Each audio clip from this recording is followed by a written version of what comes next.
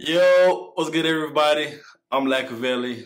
On the behalf of Surpassing Sports, we'd like to bring to you your boy Steve Stevens, the fourth. And not only that, that boy did say that he's gonna name his kid Steven Stevens the fifth. So he's gonna keep it in the bloodline. I did ask him that question when we sat down and got to interview him. But yeah, this is a personal story about your boy Steve Stevens, the fourth. Let's get it.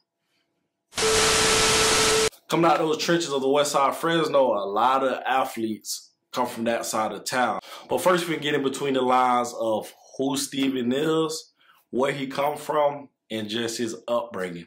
First and foremost, we just had Mother's Day that just passed, so we're going to get on the topic of Rochelle Webb, which is his mom. Steven's mom had put him in basketball and football at a young age, and as he got into it, that motivated him to want to pick it up and play it more and learn it in depth.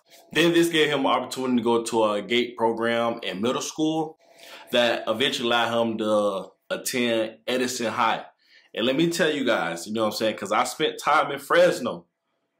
Edison got some legit ballers that come out of that high school, you know what I'm saying? You got Central High, you got the Bullards, Buchanan's, a few of them schools in Fresno, they produce athletes. But this particular school, Edison High, home of the Tigers, that yellow and black, yeah, shout out to the Edison High. Man, and like I said, we'll get on that later, but back to the story. Stevens recalled having his mom put him on the right path, and not only that, just pushing him and involving him in the academic side as well, too, so he'll be able to play D1 and show his talents at a high level. Not only that, with the flag football, his dad just said, like, bro, you like way too aggressive to be playing flag football. Let's go ahead and push in the pads, strap up, and let's go on with the real deal. So comes along Pop Warner. He is selling out Pop Warner and just jumped along to high school. That's when it got real. You know what I'm saying? He ran track. He played basketball. But football is where Stevens really stood out at.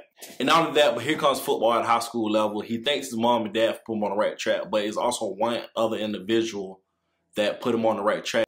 And he go by the name of Tony Perry, aka TP, and he's a West Side legend as well. He's the guy who implemented like just being great, getting out the hood, getting out the inner cities, and going on and being something, doing something with your life. Also known, his flag team is called No Fly Zone. DB Guru, he's well known on the West Coast. TP has a lot to do with the success of DBs, receivers, any kind of athlete coming out of Fresno. TP probably done trained them or helped them out and guided them in the right path. Guys like Cliff Harris, who's a shutdown corner at Oregon, Ricky Manning, TJ McDonald, and also Robert Golden that played in NFL too. So you got guys that he put in NFL. So those are some of the few guys to name, but trust me, the list goes on. Perry saw that dedication and heart in Stevens and approached him after his first varsity practice. It was like, Steven, are you going to be 6'4"? And Stevens' response was, no, I won't. Well, he's like, come with me. You know what I'm saying? We finna get you right. We finna make you a football player. Because you're not finna be 6'4". Most point guards in the NBA, the minimum height is 6'3", 6'4". You know what I'm saying? Well, besides a few Isaiah Thomas and a few guys like that, you know what I'm saying. And from there was no looking back. Perry invited Stevens to join the 707 team called DB Guru. And from there, Stevens went on to tell Surpassing Sports that every offer that he did receive, he owed it to Perry. Not only that, but he implemented going D1 was the goal. You know what I'm saying? Nothing more, nothing less. And Stevens stuck with it. Stevens went on to tell us that his freshman sophomore year was still kind of a struggle, and he really wasn't linking to the game how he should be and what Perry saw in him. And he also told us that pretty much Perry just threw him in there with the Wolves early, you know what I'm saying? From freshman, you out there with guys that have been on varsity 3-4 years. He also added that he was grateful for Tony Perry just because the process was a long process and Perry believed in him the whole time. He was going through struggles and still learning the game, but Perry knew that he had it in him. Moving along, Stevens like to thank TP for pretty much just believing in him and motivating him, and that led to Stevens becoming an All-American. And not only that, if you look back on his past decade, Stevens made the All-Decade team in his county. But from there, things take a twist. The late great Tony Perry had passed away from a heart attack. Stevens went on to tell us and open up about it that he just remembered that day, how it happened vividly, or how Perry was just acting strange that day, and Stevens just couldn't make up what was going on. And unfortunately, it was a day after a playoff game that he had passed away. To jump into what's next, Stevens ended up going to his All-American game and finished his high school career without TP guidance. But he knew that he'll be watching over him in the same sense. Now moving on to Oregon.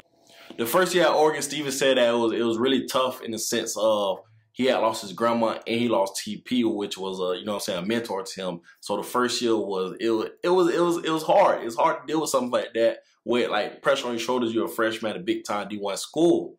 And not only that, you get injured. Stevens also told us that he played 3 games but ended up having a red shirt, and just the difficult times he went through playing and just having to sit out, because he said that he's an ultimate competitor, so it kind of, kind of rubbed him the wrong way in the sense of like he wanted to help his team and be there for his coaches and just the whole Oregon brand itself.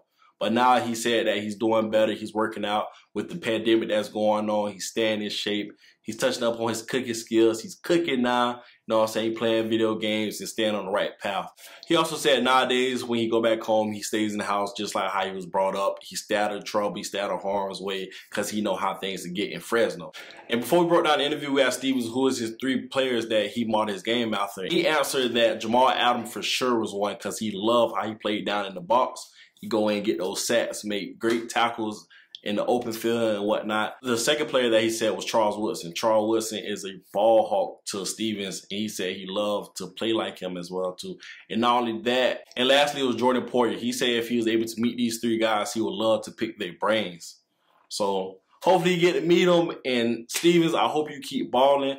Everybody from Surpassing Sports, thank you for sitting down with us as well. And not only that, a little fast fact by Stevens that we asked him. We asked him what was 3 places he would like to visit. We got the time in the future as well. He said Uganda would be one of them, Australia as well, and Nigeria. And like I said, thank you, Stevens, the 4th, for sitting down with Surpassing Sports. And that would be the episode. And not only that, Oregon fans, for the ones who watch this, Stevens will be wearing number 7 this year. So stay tuned. Your boy be rocking a new number. He used to wear number 10, as you guys all know. But yeah, stay tuned. This is Surpassing Sports. I'm Lackavelli. If you're new to the page, like, subscribe, and hit that thumb button. Next video we have up is Brady Breeze, where we sat down and talked with the Rose Bowl MVP. I'm out.